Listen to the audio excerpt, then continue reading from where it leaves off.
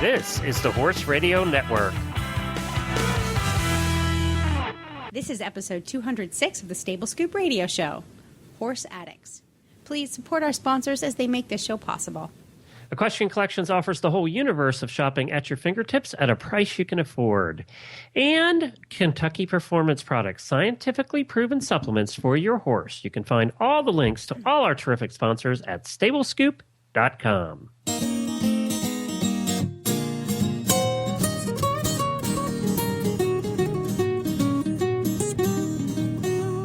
Welcome to the Stable Scoop, with weekly shows delivered right to you. With Helena and Glenn the Geek, live from the stable, it's every week. They bring you the news through hail or high water, while using their tails as their own fly swatters. So sit on down and laugh till you poop, cause it's time again for Stable Scoop. Stable Scoop. Stable Scoop. Stable Scoop. This is Glenn the Geek. And this is Helena B. And you're listening to the Stable Scoop Radio Show on the Horse Radio Network. Howdy, Helena. Howdy, Glenn. How you doing today? Guess what? Uh-oh. News. What do you got? Tonight, the Olympics start. Woohoo! Tonight. That's right. It's opening Friday. Ceremonies. And you have to do something because we're playing this little game over in the morning show. Okay. What do I have to do? Monday morning, we're going to talk about which outfits we like the best from what countries and which outfits were the total bummer. Oh, can I just talk about total bummer and outfits for a minute? You have your opinion on the United States outfit? I do. First of all, Ralph Lauren is probably my all-time favorite designer. There's some new up-and-coming ones that I absolutely love, but he's just my go-to guy, right? Okay. And I was over the moon when I found out that he was outfitting the U.S. athletes. I was stoked. And then, I saw the photograph of Boyd and Philip Dutton and the gang being a team processing in their Ralph Lauren team outfits. And I choked a little. You mean the Glee Club from Harvard? I choked. I get where they're coming from, but it was so poorly executed. I'm like, this did not come out of the Ralph Lauren design house. It just With didn't. the French berets? Come on. And the double-breasteds. Double-breasteds are so like, I don't know, 1980. I was wearing those in the late 70s, early 80s, I think. I know. But even worse, and I didn't know this. I guess I should have assumed, but it's all made in China. And everybody's up in arms about that. Yes, and everybody I think was they up. should That be was up a in arms mistake. about that. Yeah, that was a big mistake. It's not like the company can suddenly shift manufacturing and bring it all to the United States, but actually they can, just for these. Well, they could have found a company that actually produces in the United States if there's still one left with a sewing machine. Right. Well, you know what? There are, because not too long ago I had researched making some custom saddle pads, and so I had been looking into contract sewers. And there are plenty right here in the United States. Plenty. Well, I really thought it looked like something from the Harvard Glee Club or the rowing team would wear when they're going to dinner. You have to think of it this way. These are the outfits for the entire U.S. Olympic team. So there are rowers in there. Yeah, but, can you imagine the weightlifters and the bodybuilders and the shot putters wearing that outfit? The pants and the bucks were fabulous. I have to give them that. The pants and the bucks were great. And even the what's the word I'm looking for? The Gatsby-esque. They were going for the Gatsby-esque thing. And I get that. That would have been fabulous. But like I said, it was just with the berets and the double-breasted buttons. It's just wrong. With his logo bigger than the U.S. logo. Ugh, it's so cheesy American. That's the thing. It's like everything that's bad about America. You know what's funny, too, is I saw some other pictures of some of the grooms and things over there wearing, obviously, USA team stuff that they had gotten to wear at the Olympics. Yeah. And they looked great in this. They were just the sweat jackets and stuff, but they looked really cool. I was like, why aren't they just wearing those? I know. But you know what? There's going to be some worse ones. So that's why we have to keep an eye out for tonight and pick out the bad ones so we can talk about it. All right. There's going to be some bad ones. There always is some bad ones. Worse than ours, even. Well, we have a fun show. We're going to talk about Brody a little bit later, too, because I hope he is working out well for you, your new horse. We also have our product of the week, which is an old favorite revisited in a new way. So we're gonna chat about that also. But first, we have a guest coming up here that looks like a lot of fun. We're going to England. We're going to find out from her what all the, how is it over there, the day that things are starting. But she also is a radio personality over there. She's an author. She's a TV broadcaster. She's a speaker. She's a philosopher. She's an artist. She's a gardener. She's a cake decorator. I don't know what she doesn't do. And she also wrote some fun books, and that's what we're going to talk to her about in just a minute. But first, let's take a break for Equestrian Collections Product of the Week, and we'll be right back with Tina Bettison.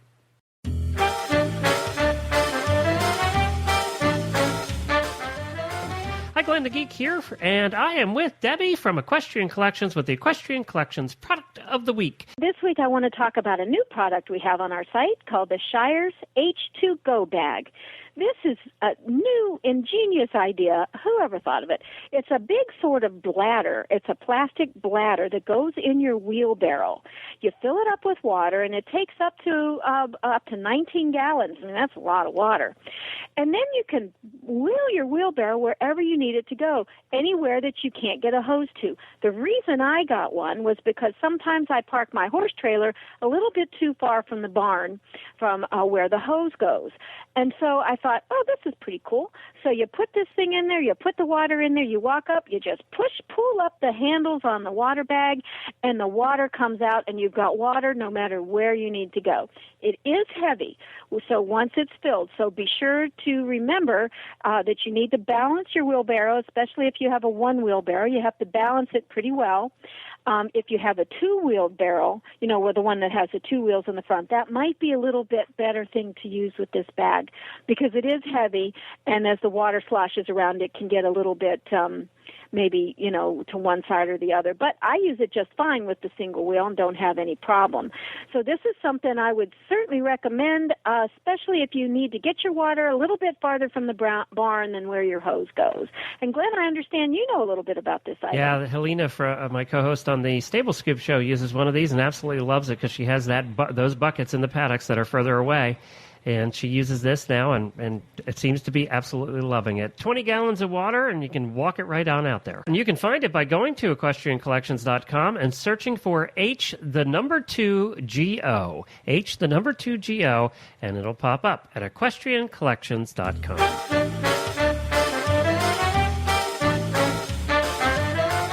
So, Helena, we're going to England, not to see the Olympics, though. I'm sorry. Oh, I would really like to go to England. Sorry, I can't get you in there. But we are going to visit with Tina Bettison, who, as I said, is a jack of all trades. She's also a radio personality over there on terrestrial radio, and she's going to tell us a little bit about that. But I got her on because I found her website because she has written some books that remember the last 2 weeks we did serious topics, and you said, oh, next week we got to do something a little lighter. Yeah.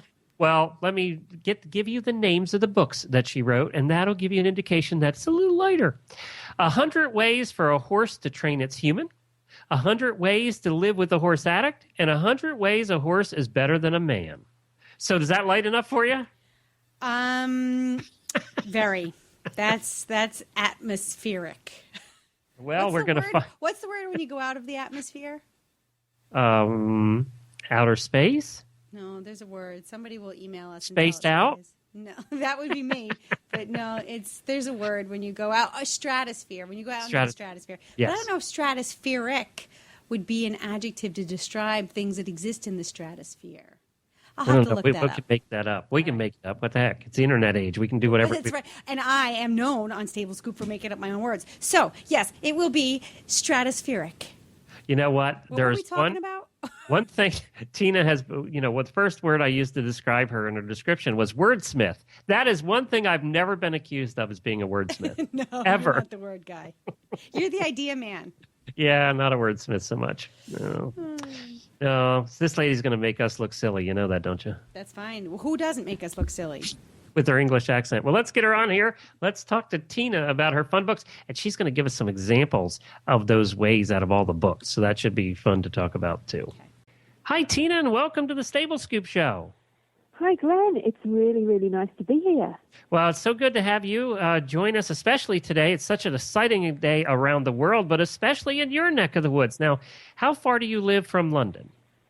I'm actually about 120 miles, which is about 2 hours out of London. And what's the mood in England right now? Is it excitement? Is it like, oh, this is going to be a pain in the butt? Is it a little, what's it like?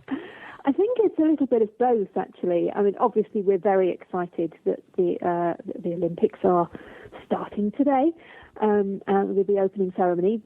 There is a little bit of, I think, concern because of, obviously, London is going to be, is full of people all coming to the Olympics, and transport-wise, that is a bit of a pain in the butt for people if you work in London. Mm-hmm. Fortunately, I don't. I only go into London when I need to, so I can enjoy all the pomp and ceremony from my TV, sitting at home in the countryside with the horses.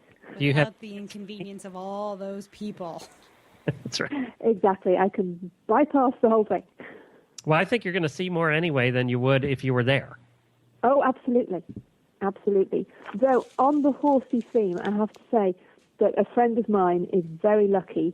She is one of the mounted police, and she has got the task of policing the cross-country course for the equestrian event. Oh my God.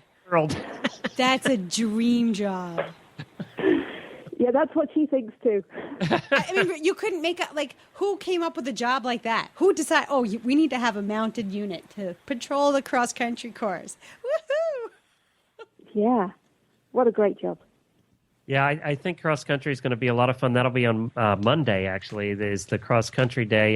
And for those in the United States, we get lots of coverage here as well. NBC.com or the website, just search up Olympics NBC, you'll find the website. And they've worked with a lot of the major cable companies here. You can watch most of this coverage online. If you have a cable account already, they make you sign into your cable or your satellite account. But then you can get the complete coverage here, as well as NBC's multiple stations on cable are covering a lot of it. Now, the horse events for us over here in the United States all start at 4 or 5 in the morning, and if you want to watch it live. No, that's okay, Glenn. We're up at 4 or 5. Glenn and I are early risers, so that'd be perfect for us. I'm so excited for you guys that you get to have this happen in your country. Anybody that probably lives within an hour of London has family and friends they never knew about now sleeping on their couch. That's true. That's true. Well, tell us a little bit about you. You're a horse person, right? I am a horse person. That's quite true. Did you start Pony Club, or how'd you start? Well, I was a pony mad child, that's for sure.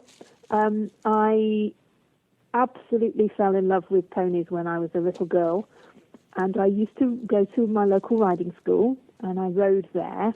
And in those days, we used to go and help out on a Saturday. So we'd go and clean tack and muck out stables and do all that kind of thing. And in return, we'd get a ride. But of course, we don't do that now. The whole kind of health and safety thing. I don't know if it's the same in the US, but in the UK, there's lots and lots of rules and regulations about what you can and can't do and what you can have children doing. So it just isn't really an option now, which I think is a huge shame, because I just loved it. It was, every Saturday I was at the stables helping out. But I never actually had my own pony until I got to 34. Oh, really? And then at 34, I got my own. Then did you go overboard? Did you get like 12 of them?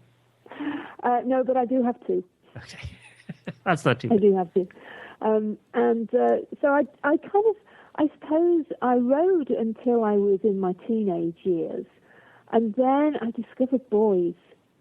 And the riding of the horses kind of went off the boil a bit. And I went to university and off into work. And I didn't really ride then until I was about 32, 33. And I just felt that urge to do it again. And so I took up riding. And then, it gets in your blood then, doesn't it? And you just need to have your own. Do you just ride for pleasure at this point, or are you competing? Or no, now I just ride for pleasure. I used to compete when I first got Penny, my mare. She was just 5 when I got her, and we sort of did a lot of growing up together. And I used to take her out competing, but she's quite a sensitive mare. And although she's not difficult, some mares can be very difficult and marish and so on. And she wasn't difficult, but she was quite sensitive to her surroundings. So she and I did dressage, and I'd take her to a dressage competition, and I'd usually find I had to do about 4 classes before she'd settled down enough to actually start to really enjoy it. So you had the extended warm-up. Yeah, that's right. That's right. The kind that you pay for. Yeah. Yeah. Yeah, that was kind of exactly it. And I reached a point where I thought, I was getting a little bit fed up of having, lovely horse patiently ridden on the bottom of all of my dressage sheets. And also I started to feel like she just wasn't really enjoying it. And so I wasn't really enjoying it either. And I just thought, maybe there's no point in, going out and doing this and putting us both through that whole rigmarole of, getting ready and loading in the horse box and going to the event and her being unsettled and upset and me getting unsettled and upset and then kind of coming home thinking, well, what was that all about? Every horse husband in the world just said, that's exactly how I feel. That's exactly how I feel. Well, I was going to ask you, how did you make the leap from being a horse person, and it might not have been a leap, it might have just been a hop, from being so deeply involved in the horse world with horses to writing about them? I mean, it's not really that far of a leap, but, if you've got a sensitive mare and you've got these adventures with her, was your writing and this part of your career born out of that relationship, or was there something else? Well, it kind of was. It was, I was also doing, partly because of some of the confidence issues that I've started to have for myself in, growing up with a young mare. And I remember, when I first started to try and canter with her, it was like, taking off like a rocket into the stratosphere, and it frightened the life out of me. There's that word, Glenn, stratosphere. Yeah, stratosphere. You see? Isn't that funny?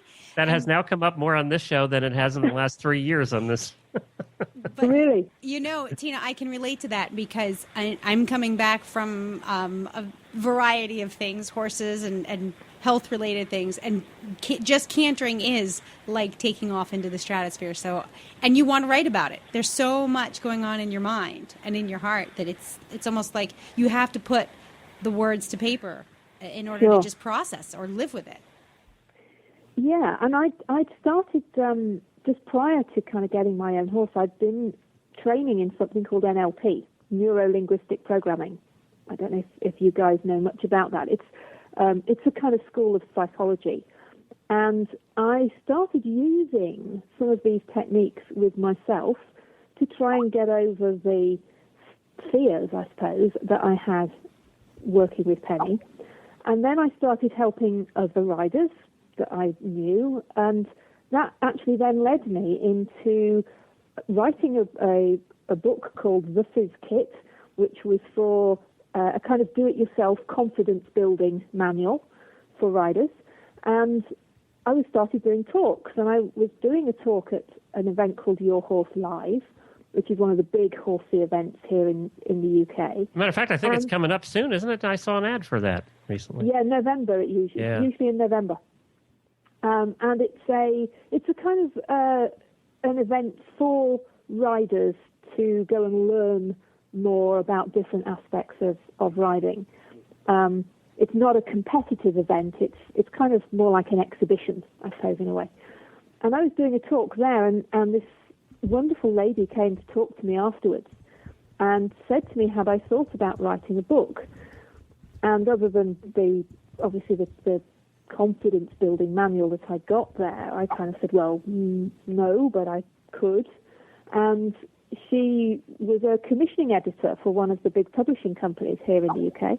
And she said, well, we've got this series of books that are humorous books, and I wondered if you might like to do the horse version. So after a couple of conversations and lunch, she commissioned me to write the first one, which was 100 Ways for a Horse to Train Its Human. I love the titles. That's how I got into writing. I love the titles because, that's how I found you, actually, was looking up Horse Addict, and then you popped up. Under 100 Ways to Live with a Horse Addict. So tell us, let's get into these a little bit. Under 100 Ways for a Horse to Train a Human, can you give us a couple examples? Yeah, sure. This was the first book I wrote, and it was very much from the viewpoint of the horse. So it's written as though, if you like, you've got a wise horse telling a younger horse how to train humans. Okay. And so I just wanted a couple of little extracts from it. There will at some point be a tussle for the leadership position between you and your human. Humour them and allow them to think they are the boss while quietly watching them look out your stable, fill your water buckets, pick out your feet, and struggle to manhandle a barrow load of horse poo. Remember, they frequently work long hours in a job they hate, just so that they can pay to do this in their spare time. Which I thought was very, at the time I thought was quite apt, because a lot of my friends, a lot of people I knew were doing exactly that. Oh, and then you need to add a little part of a sentence to the end of that, and then buck them off when they're least expecting it. That too. That too.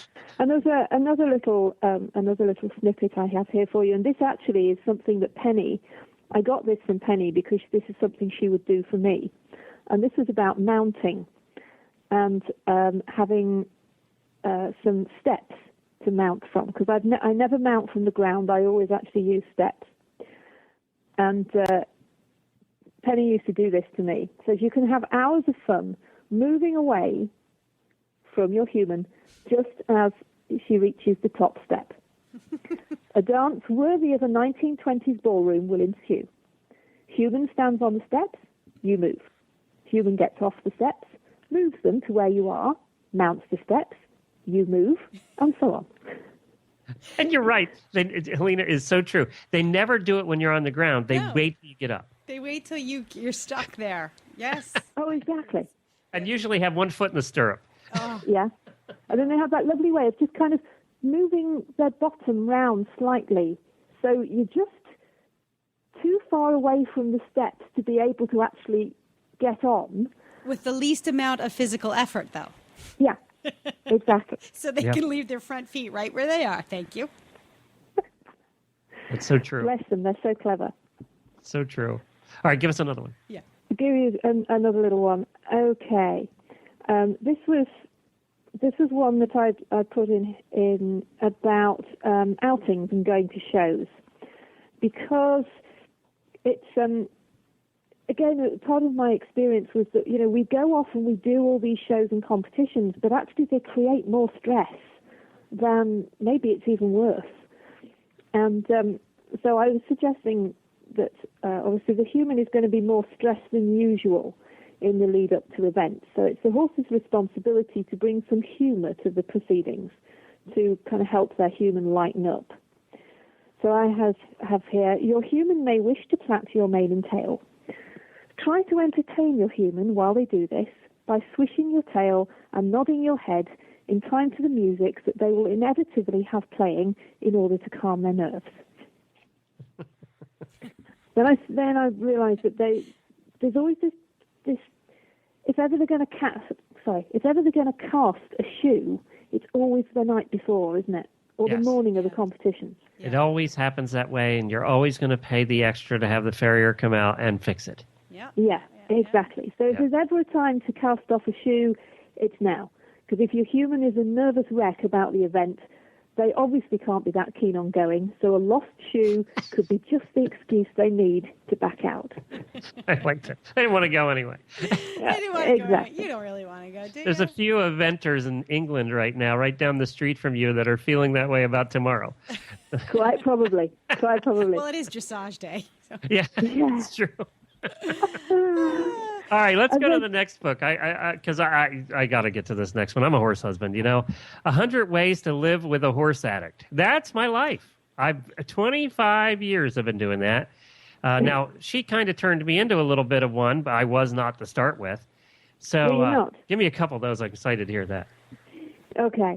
Well, this you will certainly resonate then with, Glenn. It's anyone who has ever had a horse or knows anyone with a horse will also know that horses are more addictive than alcohol and narcotics and can be just as expensive, and there isn't a Betty Ford clinic anywhere that will cure that addiction. So true. It's true. Do you think there's actually been AA meetings just for horse people? Do you think that anybody tried to do it? Glenn, you're getting serious now. That's a serious question. I could answer with a very serious answer. Do we want to go there? No, we don't. Let's just live in denial. Okay? Okay. This is the land of denial. Moving forward. Well, I think it's one of those things, that horses just do get in your blood, don't they? Yep. Yes, they do. They're just part of your... dog lovers probably say the same thing, and different things like that. Golf lovers and all that stuff. Deny. Yeah. And then buy more stuff for your horse. All right, so what's another one? Okay, well, I don't know if you have this experience, Glenn, but I've always found that the female horse addict has usually run out of money by the time she gets to actually having to do any shopping for herself. So she never has any food in her fridge. And assuming that she has any money left at all, she probably forgets to go shopping anyway and lives on junk and caffeine. Her horse, on the other hand, has special supplements for all its needs, and its feed is agonized over, carefully chosen, measured to ensure optimum nutrition for its workload. Optimum nutrition for the horse addict is a takeaway. My wife, once a year, I have to force her, literally once a year, to go buy clothes. She has less clothes than any female I have ever seen anywhere. And Helena is a friend of ours. She knows. That's probably true, isn't it? It's very true. And I have to tell Jennifer that she should accept your advice when you tell her. I said, when Glenn says it's time to go shopping, you need to trust that. Yes. It's not a money issue. It's just I'd rather spend the money on my horse. It's true. It's what you get excited about. The UPS truck has been to my house 7 times this week. And how much of that was clothes for Helena? 0. It was new supplements. I had to get a girth, a special bit that, and you get really excited. It's like, Mom, the UPS guy's here again. I'm like, oh, what is it? And I pull out a piece of metal. And my husband and my daughter are like, yeah, okay, fun. And I'm like trotting all the way to the barn with my new bit dangling from my hand. I'm whistling and skipping. That's a good one. That was a good one, Tina. That was so true. So true. Well, I think you might like this one then too, because this one is also true, I think. That the female horse addict has a wardrobe full of rather nice clothes with the labels still on, which she bought once upon a time in case she goes somewhere where jobbers are not included in the dress code. That's true too. I can go in there and find 2 or 3 outfits that have the labels still on that were just in case ones that I made her buy, and just in case we ever. By the way, horse people never do anything fancy, so we never need them. Well, exactly. Well, with one exception, Helena, if you're involved in fox hunting, then you have the hunt ball once a year. Yes. Well, Polo has parties too, you know. Oh, yeah, that's true. They get Polo. some fancy tailgating parties. Yeah. Yeah. But you get a bunch of eventers together for the party. They're wearing their barn clothes. I mean, they're going High from the heels. barn. That's an eventer. They'll wear their breeches with high heels and call it a night out. Yeah. They would might be put on perfect. clean ones, maybe. Well, you know, with all these new breeches, they have them in denim and they have boot cuts. You can wear your riding clothes out and about. Now, Oh yes, it's very fashionable. Yes. Now, it is. I got to ask Tina this. Here in the United States, depending on where you're at, like we've lived in some very horsey areas in Lexington, Kentucky, and now Ocala, Florida, where you can go to the grocery store and you'll see every trip you make there, you're going to see somebody in breeches and boots, and they just came from the farm. But that's not true in most parts of the United States. How about England? You live in the countryside. Obviously, you have your horses. Is it very common to see people in breeches and jodhpurs at the store? Yes, it is. Here in the countryside, you won't find it so much in the cities or the towns. But yeah, I can go into our local supermarket and pretty much guarantee there will be somebody in jodhpurs walking around. Oh, all right. So let's go to 100 ways a horse is better than a man, and then I can argue with each one of these. So go ahead. No. Shh. Let's just sit back and listen, Glenn. Well, this was the third book I wrote, and I have to say that I hadn't met my fiance when I wrote this. Oh, so you've changed the whole book now? It's all. So I've changed it all now. It's all completely untrue. It's going to be volume 2. 100 ways I was wrong. Yeah. All right. Throw it. So actually, though, this could still be true. But if the relationship with your horse doesn't work out, as opposed to the one with your man, you can sell it or shoot it, and neither will result in your arrest. And if your horse no longer fulfills the purpose for which you got it, you might be able to claim loss of use from your insurance, because you struggle to do that with a man. And of course, then there's the old relationship chestnut. It's not you, it's me. At the end of any relationship. Well, of course, horses don't end your relationship with that. Yeah. Okay. All right. Give us one more. One more. Okay. Well, this is a very common one again in England. I don't know if this is something that men have a problem with all over the world. Yeah, we're pretty much all the same. Do you reckon? Okay. I hate to say it, but it's true. Okay, so this one might work then. If you'll never get into an argument with your horse because he won't stop to ask directions. He'll always implicitly trust your map reading and sense of direction. That is true all over the world. I have to admit that's true all over the world. Unless you're on a mare.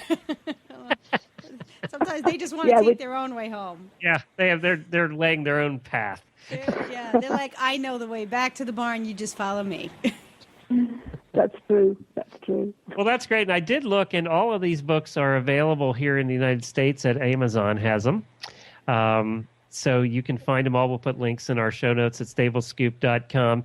And now when you'd put out the fourth book about why men are better than horses, or were you just saying, is he sitting there? Is that why you were just saying that and you really didn't mean it?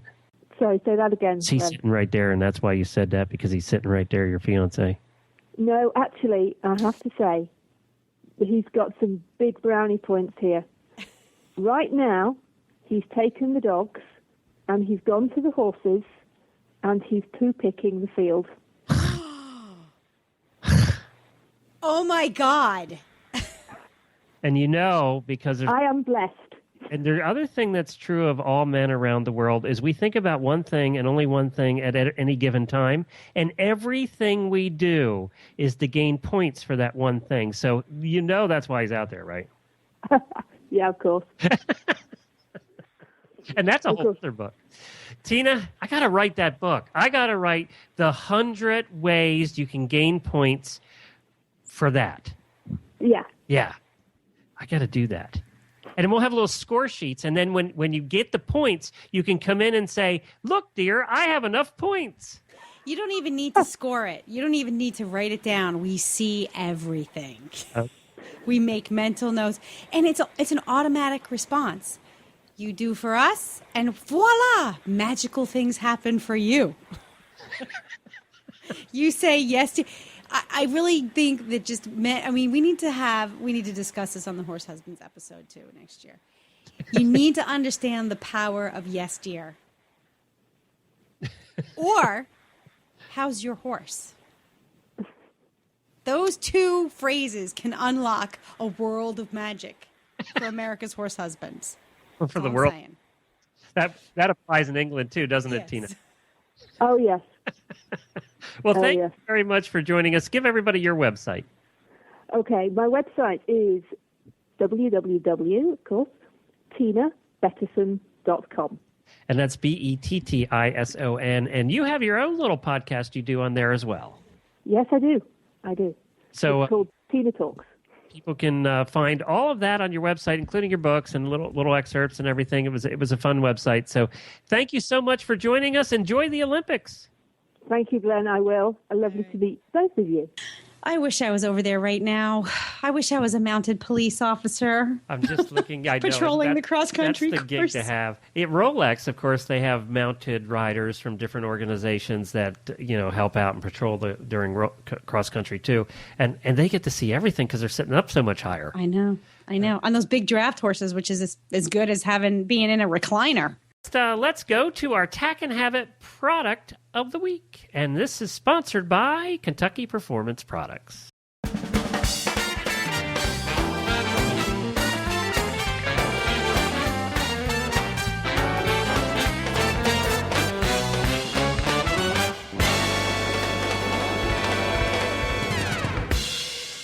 Regular listeners to the show know that we love Kentucky Performance Products. And that's an easy thing to do because Kentucky Performance Products stand behind their products and they believe in them. Your complete satisfaction is guaranteed.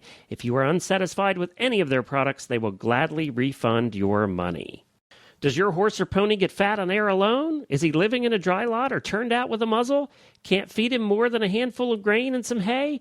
Then you need Microphase. Microphase is a great way to ensure your horse or pony gets all of the nutrients he needs to stay healthy without adding calories to his diet. Microphase contains the vitamins and trace minerals not found in grass or hay, and your horse will eat it right out of your hand. You can learn more about Microphase and all of the products from Kentucky Performance Products by visiting kppusa.com. That's kppusa.com. Check out Microphase. Well, Helena, this week we're revisiting a product that you and I both love. Actually, our horses love it. I love it too. We both love it.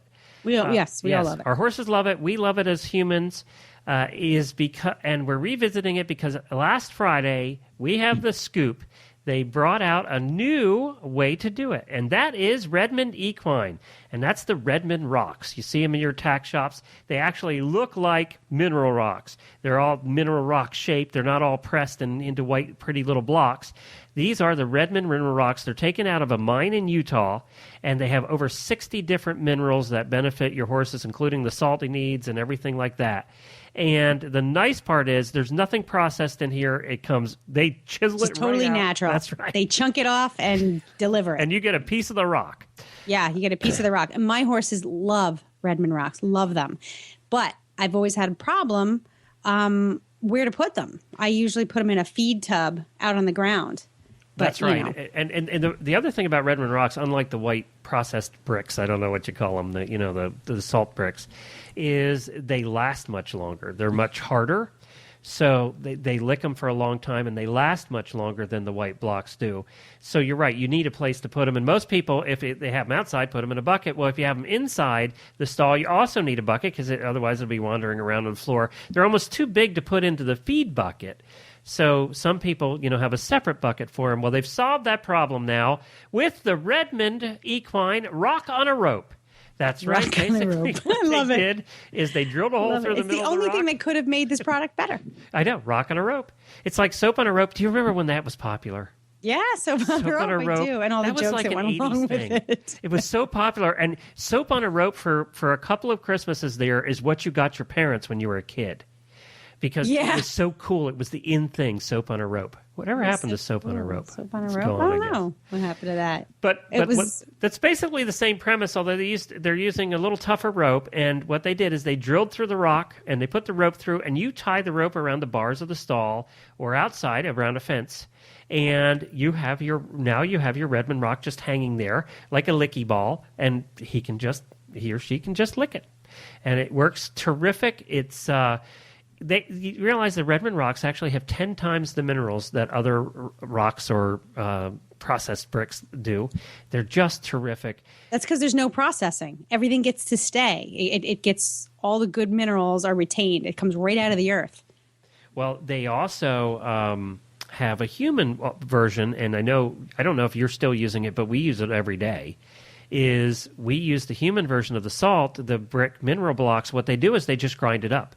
We blew through that and right away. Oh yeah. They just grind it up Use it into right the up. salt, and you just use the same one your horse eats. You just sprinkle it on your food, and it tastes like salt, and you use it, and we still use it to this day. We bought more when we were out and saw it one day. They actually carried it at our local tack shop, the human salt. So we bought more of that. But this is a terrific product. If you guys haven't tried Redmond rocks yet, look for it at your local store. They're usually in a great big box and a display on the floor because they're heavy. They're big rocks. And you just buy a rock and leave. They're worth the money. You buy a rock and leave. They're worth the money, and we highly recommend these things. Everybody that I know that have used them, their horses loved them. And even horses that are a little picky about eating salt. So give them a try. We had this funny story. There was this one barn where we had our horse in Lexington, and we brought the Redmond rocks home, and we actually just put them out in the field. It fell in a bucket. It fell out of the bucket, and the horses were licking it on the ground for a while. Well, when she moved the horses, the landlord had her move the horses out of that field. He wanted to put cows in there. We came out the next day, and there were 2 or 3 of the cows over licking the ground where the Redmond rock had fallen. So that even They cows loved like it? Yes, they loved it. They like Redmond rock too. It's also cow approved, human approved, horse approved, and cow approved. I wonder if goats and sheeps would lick it too. I'm sure they would. Sheeps. Listen to me. Sheeps. That's a new word. that's up there with stratospheric. You know that wordsmith goats and thing sheeps. we were talking about? I wonder if they would. I mean, if you are any creature that needs salt, we all do to some extent. Yep. I guess would love it. And minerals. We all need those to survive. So even if you've got, because you know what, we're thinking about maybe putting a couple of sheep out there or a goat or two. What aren't you going to have? Do you have chickens? Not yet. We're working on it. Jamie has chickens, but the problem is critters keep eating her chickens. So That's a problem. My neighbor's got a lot of chickens, and the critters eat his chickens. Before we talk which is about- why the critters leave us alone. I didn't tell you. RedmondEquine.com, by the way. RedmondEquine.com is where you'll find that. I didn't tell you, and I want to ask you about Brody. But before that, Wait, are we done with our tack and habits? Yes, we're done with that now. RedmondEquine.com. Get your rock and a rope. It'll be available Get your rock. in We'll be August. back later. And follow them on Facebook too at Redmond Equine. But wait, hold on. Before we just wrap that up, Yep. we really need to give Redmond Rock their props. I mean, we've been talking about this for the last 5 minutes, but it really is very palatable. I've had salt block, like just plain old salt licks. I've had the Himalayan salt blocks, and my horses will, hands down, this is their favorite. They will lick it until it's a pebble. So I often wonder, definitely check it doesn't out. And you know what? It's affordable. It's not crazy, priced through the roof because it's got 10 times the minerals. It's absolutely affordable. Probably the best bang for your buck in terms of salt and mineral provisions for your horses. Now, Okay, I'm done. I often wonder, Beaker, our horse, he licks it so much. I often wonder why his tongue doesn't get bloody. I know, that's what I say too. But it's soft. I mean, soft, it's the stuff dissolves. It's all, what do you call it? Water soluble. And it gets real smooth where they lick it. It gets really smooth. Yeah. We've had a spotting. The last couple of days, Jennifer has gone to take the horse out. We put him in the neighbor's yard to treat for a treat at the grass over there once a day. And the last 2 days, we have seen a fox in the backyard. Oh. Little gray fox. What kind of fox? Little gray one. And I think it's a female probably. And the one day she brought the horse out, I was looking out the back window. I said, "What is that?" It was standing in the corner of the field watching her bring the horse out and then just Actually, it was sort of standing. And then she brought, she dropped the horse off. And then when she went to come back into our yard, it took off across the yard. And then yesterday we saw it out there in our horse's field. So the foxes are here too. Oh, maybe they'll be friends. I spotted our first. I think he likes the horse. I think that's why he's hanging out. Why she's hanging out there. Are the grays always a girl? Is what? Are gray foxes always girls, or are they two different species? I don't know a lot red about and gray? foxes. About foxes, I don't know. Google it. Yeah, although I would be afraid if you got foxes and girls, you might get some unwanted websites. I should Google it. All right, tell us about Brody. Yeah, you can't even put in female fox. Tell us about Brody. Female gray fox. There we go. Well, that would be redundant, wouldn't it? Gray fox. Eurocyan cinereojarnetius. Yeah, I like that. That's not made up. Gray fox. Actually, it's funny because gray foxes are partly gray and partly red. Yeah, you're right. They're beautiful. Oh my God, they're beautiful. None of the foxes I've seen around here look like these pictures on Wikipedia. It looks just like this. And actually, the gray fox kind of looks like a cat.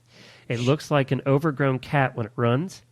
And the tails are really bushy like this. I'm looking at a picture, too. He looks exactly. That's definitely a gray fox. That's definitely what we're seeing. And they're not very big.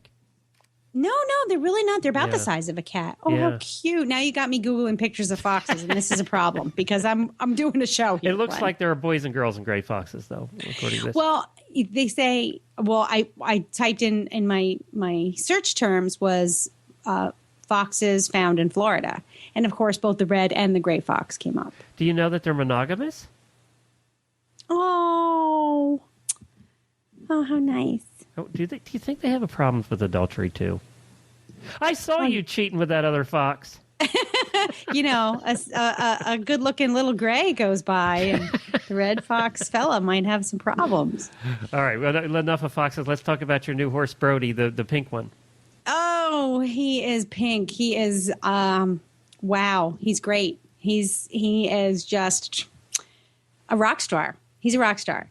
We've been keeping things slow, and if you've been following Brody and the Bee chapters, I think we're up to chapter 2 on the Stable Scoop Facebook page. I've been posting excerpts of our adventures up there. We're taking it very slow, and I will tell you my confidence is coming back in leaps and bounds. Yay! Due in no small part to this horse's demeanor. He is fabulous. Terrific. It's very hard to steer him, though. His neck and his jaw and his mouth, very, very hard. So that would be, I would say, our greatest riding challenge. I mean, it's hard. I just want to keep him trotting around the field, just to get his fitness up and get him healthy and moving, get that blood flowing. But it's hard for us to even trot around the field because he has no concept of what it means to stay along the rail without having an arena. Right. You know what I mean? Yep. So, and steering. So, you just try to, and these are wide turns. My field is pretty big. It's not that difficult. Oh, but he just is like, straight? You want to go straight now? How about if I just bulge my shoulder in and we'll go sideways? So that's a training challenge, but we were making some great progress there. The other day, I rode him in and out of our gate, out into the road, like 50 times to see how he is going out off the property and then back in. And he was great. In fact, he didn't want to come back in. He wanted to stay out and go out on adventures. So far, so good. What's that? So far, so good. So far, so good. And then a couple of days later, I'm adding like probably 25, 50 feet down the road every time we go out. I go a little bit further and a little bit further. So he's been really good. Sadly, though, I had a mishap the other day. I sort of created the perfect storm of colic risk. And sure enough, he colicked. Oh, no. And he's past it now. He's through it now, knock on wood. But we did have to have the vet out twice to tube him. And I got to play equine veterinary tech, which was interesting. And it required a couple of days of micromanaging, vigilance. Is that your dog sleeping? She's dreaming. For those that don't know, Helena's little tiny dog is dreaming there in the background. Now, how much does your little tiny dog weigh? About 130 pounds. 120 pounds. She dreams. She does not leave my side. So when I'm at my desk in my office, she's right there under my chair. And she's very relaxed especially when I'm doing stable scoop. It's always when I'm doing stable scoop. And she falls into this deep sleep, and then she starts to dream. And she talks in her dreams. Well, is Brody okay? Sorry, I changed the subject, but I heard her. Yes, I've noticed that I went right with you. Yes, Brody, he passed manure after the second night. We started him back on hay, and so far, knock on wood, he's been okay.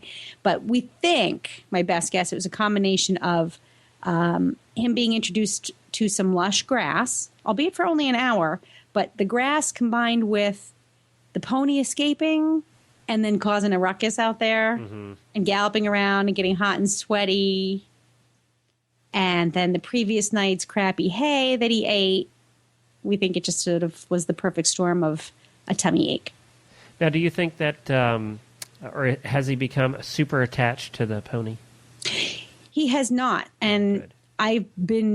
If you see the path between my house and the barn, I'm out there like 50 times a day, micromanaging their turnout between the bugs, the heat, and then not, keeping the pony away from him, putting him out by himself, taking him out alone. I'm trying very hard to make sure that he stays confident alone. There's nothing worse than when that happens. Oh, God. And especially here at home, your backyard horse. Yeah. Because a horse can be fabulous. Yeah, when you try them in a boarding facility and they're around other horses all the time, even taking them away is fine. But they bond differently and tighter when they're in a small backyard situation. And so I've been trying very hard not to let that happen. Thankfully, the pony, her heat has passed, but it lasted a good 10 days. So it was long and intense, and I was worried. But she still bats her eyelashes when she sees him, but no more winking and squirting. Well, that's good.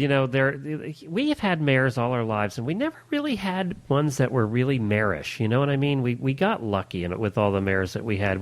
My sister-in-law has a very marish one, and now is on new medicine to try and control it a little bit because she just, she'll be squirting everywhere when she's out riding with other horses down the road. She just doesn't stop. It's one of those things. By the way, talking about pooping and squirting, what other show on the internet right now is doing that? Only Stable Scoop. But I have to put a plug in for this pony because, and even marish, I've never met a mare I didn't like. But that's probably because I've only met 3 or 4 of them. But I did, maybe because I'm a female, I can, if you understand the mare's responsibility in the herd, you could understand some of their behaviors a little bit better, and then if you understand also the heat cycle, all mammals go through it, all female mammals go through it. So you kind of understand what happens, what can happen when they go through their heat. The thing about Nutmeg is that's all she does is have an intense heat. She is not irritable. She's awesome under saddle. She listens well. It's not like she gets so distracted that she can't be ridden or she can't be handled. She is otherwise an amazing pony. So, for 10 days of just her being really interested in one of my geldings, we'll take it because she's been fabulous. Terrific. Well, that's going to wrap it up for us, Helena. We're going to be back again next week. Hopefully, we'll have a report from the eventing radio show to share with you about the eventing. Now, don't forget that eventing starts tomorrow morning, I think at 4:55 a.m. on NBC here in the United States. Also, if your cable company has a relationship with NBC, you can sign in through the NBC website. Actually, you just use your cable company's login, and you can watch all the coverage online. If you remember right, 4 years ago, they were still playing with, what was it? It was Microsoft's Silverlight had just come out, and everybody was having to download Silverlight, and it wasn't working on Macs, and it was kind of a hassle to watch online. But they seem to have fixed all that, and it should be much, much easier this year. And I know I plan on having it on when I'm working here in the office, and I'm sure there's going to be a lot of people around the country, horse people, that have real cubicle jobs that are going to be sneaking onto the corner of their computers all day long. Real cubicle, or they're just going to be looking on their iPads or their iPhones on their lap. Yes. Although, if you have a desktop computer with a big screen, pull up the damn Olympics. I mean, darn. If you get it on the TV, on the big screen, that's even better. And, of course, in England, they have a lot more coverage than we do, so our friends over there are going to be getting the smorgasbord of coverage. What other sports do you like to watch real quick? Diving, because I spent many years as a competitive diver. So diving, swimming. I really like archery. Me too, actually. But I used to shoot a lot, so that's why I kind of like archery. Yeah. Yeah. I Really? even like It's the track and field sports. The only time I ever watch track and field is during this. I think that I'm interested. I like the sports. I watch the tennis because I'm a big tennis fan. But, I like the sports like table tennis and badminton. I like all those weird things that you never get to see any other time. I can't believe that table tennis is an Olympic sport, though, and lacrosse so good, is not. They're so fast. Yeah, so what are you watching? Nothing. You're watching like the remnants of a little teeny plastic ball that weighs what? A nano ounce. And I'm one of those that I really like the summer games better than the winter. There's not too much in the winter I like watching. I'm just not much into skiing, so it's not my thing. But oh no, I like the skiing too. I was a big. I started. You know how everybody in the horse world is like, oh, I've been riding since before I was born. And I was on skis at 3 years old. My dad had me skiing since then, so skiing's a big deal. And skating, that is just like dressage. Yeah, it depends on who it is. I like when they get some good personalities in there, But wait a minute, let's go back to summer sports for a second. So they're calling all the water sports aquatics. Diving, swimming, synchronized swimming, fine. Water polo, fine. Badminton, box. Oh, canoe kayak. That's pretty awesome. Yeah, that's pretty awesome. That is pretty cool. Not the sprinting, but the slalom. Yeah, I kind of like that. Right. I don't get into the basketball too much. Did you realize there's a couple of sports that you always go, I didn't even know that was in the Olympics. Like, I remember Greco-Roman wrestling because I used to be a wrestler. So, wrestling I remember in the Olympics. But I didn't remember Taekwondo. Yes. No, that's like forever. There's actually 2 martial arts in the Olympics. And if any sport should be, Taekwondo, judo, or any martial art, I think should absolutely be, because remember where the Olympic Games started? It started out of survival in war and warriors. Yeah. Right. And so, and that's why dressage has a place in the Olympics. Well, that people of our age, modern pentathlon because of Bruce Jenner. Became very popular.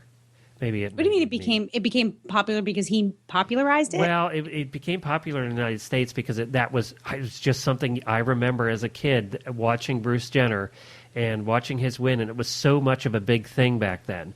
I don't remember the pentathlon becoming so much, being so popular as it ever had been up to that point. Yeah. He was kind of our superstar that we had, pentathlon. My two favorite superstars as a girl were Nadia Comaneci and Mary Lou Retton, 2 gymnasts, because I was a gymnast as well, and they were just. And I was at an age where I had a crush on Mary Lou. What's that? I was at an age where I had a crush on Mary Lou. I think every guy who didn't? I had a crush on Mary Lou. She was awesome. And to this day, I'm like, ooh, what's Nadia up to? What's Mary Lou doing? You check on these people. And I think, and like Bruce Jenner, they, and maybe, I don't know, I think the Olympic story of 20 years ago was different than, and even the Olympic story of 40, 60 years ago was different. I wonder what the Olympic story is going to be when we look back on this Olympics. That's a good point. What's going to be inspiring about the athletes who are there today? What kind of hard work? What were their challenges? In getting to the Olympics? And then, in this of course, generation. there's the sport that every guy in the world will be watching the most of. And what's that sport? I don't know. Beach volleyball. Oh, God. Because they pretty much wear nothing.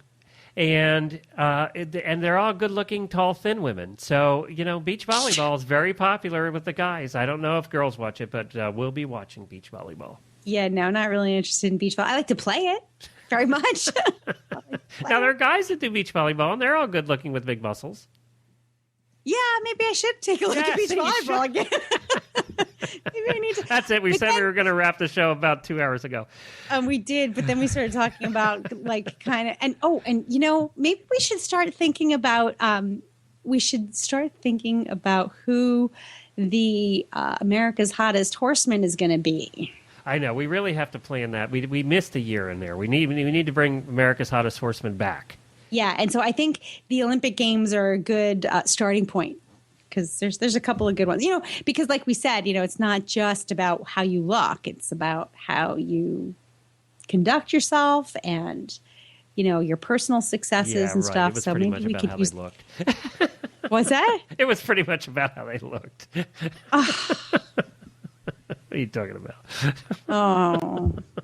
I think we should do it as America's Hottest Horse People. And then I get to have a category, too, on the women's side. You get no categories. You just know you're so politically incorrect when it comes to anything that has to do with females and hotness.